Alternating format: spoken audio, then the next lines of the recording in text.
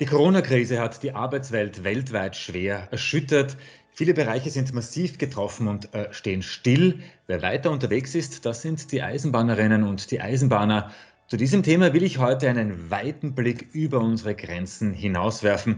Mir zugeschaltet ist jetzt Lokführer-Gewerkschafter Simon Weller in Brighton und er wird uns schildern, wie die aktuelle Situation für die Beschäftigten in Großbritannien ist. Good morning, Simon. Good morning.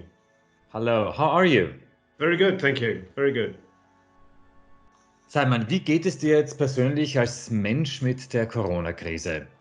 Well, I am working from home. Unfortunately, my partner is in London and I am on the south coast in Brighton, so we are currently separated. But there is much organising to be done, and with the new technology, I can still do it. But yeah, it's a bit lonely, but fine. Eure Regierung hat jetzt das Leben binnen kürzester Zeit völlig umgekrempelt. Es gibt jetzt auch in Großbritannien Ausgangssperren und Komplettschließungen. Wie geht ihr damit um? Wie gehen die Menschen damit um? I think there has still been a lot of complacency amongst the population, mostly because the government's communication has been atrocious. They have implemented a hackneyed keep calm and carry on approach. And have been sending a lot of mixed messages that hasn't got through, and people are still going to work, but for many people they have no option, otherwise they face financial ruin unless they go to work. Welche Einschränkungen hat die Corona-Krise aktuell auf das berufliche und das tägliche Leben in England, in Großbritannien? There was a problem with panic buying to begin with. For some reason that no one quite understands, there was a run on toilet paper. This is insane. However, the supply chains are still working. The shops, the supermarkets still have food, but they are limiting sales to 1 or 2 items per customer, so that there isn't a hoarding or stupid buying. In Österreich ist der öffentliche Verkehr nach wie vor unterwegs. Es fahren U-Bahnen, es fahren Busse und auch die Züge. Wie sieht die Situation aktuell in Großbritannien aus?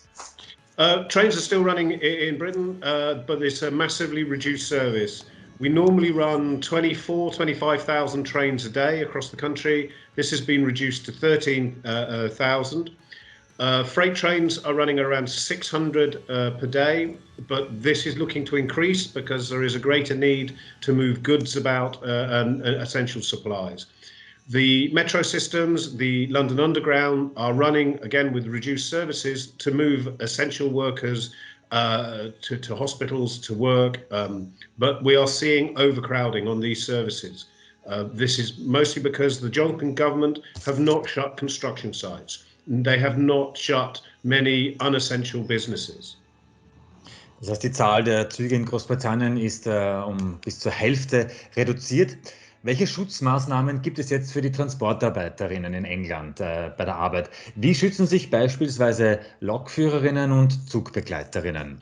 The government hasn't actually put any protections in place for transport workers, but we as a trade union with the employers have put restrictions on the number of drivers that can be in a train's driving cab to keep it down to 1 person, and unless there's an absolute operational need for 2 people. The conductors are not doing ticket checks any longer, but are there just to ensure the security of those essential passengers. In Österreich gibt es aktuell die Corona-Kurzarbeit, um Beschäftigte und Betriebe zu schützen. Wie wird jetzt die wirtschaftliche Existenz der Arbeiterinnen in Großbritannien geschützt? Gibt es auch bei euch finanzielle Ausgleichsmaßnahmen der Regierung bei Jobverlust? Wie gut ist euer soziales Netz überhaupt vorbereitet? The social security network has been under attack by the Conservative governments for the last 10 years.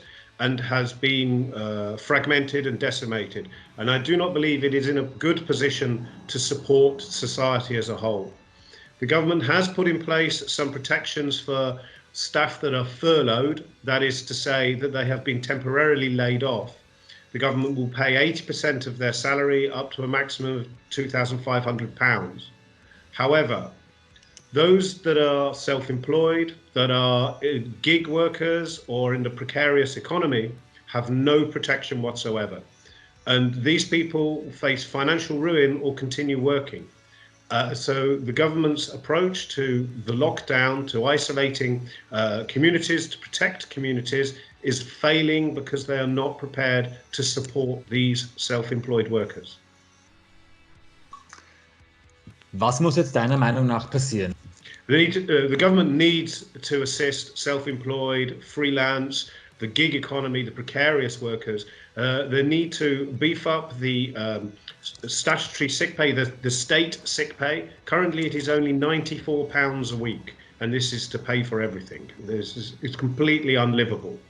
The national health system is in good shape, but has been a victim of these austerity cuts for the last decade, and is beginning to show the strains of this pandemic. Abschließend möchtest du uns noch etwas zur aktuellen Krisensituation sagen, was dir ganz besonders am Herzen liegt? I think what is important is when we come through it, and we will come through this, that we reevaluate what kind of society that we want. I think the madness that has gripped Britain and the United Kingdom since 2016, maybe we can step back from that brink and start look at what do we want as a society, and actually who are the essential workers, who really does underpin our society and our communities. And I think we'll find it's not the CEO of Amazon or of the big businesses. It is actually those workers, the nurses, the doctors, the hospital porters, the cleaners and the bin men who actually serve our communities. And maybe this is an opportunity for us to reevaluate what we want as a society. Das möchte ich jetzt als Schlusswort hier so stehen lassen. Simon, danke für das Gespräch. Alles Gute dir, deiner Familie und deinen Kolleginnen und Kollegen. Und bitte gesund bleiben. Liebe Grüße nach Brighton.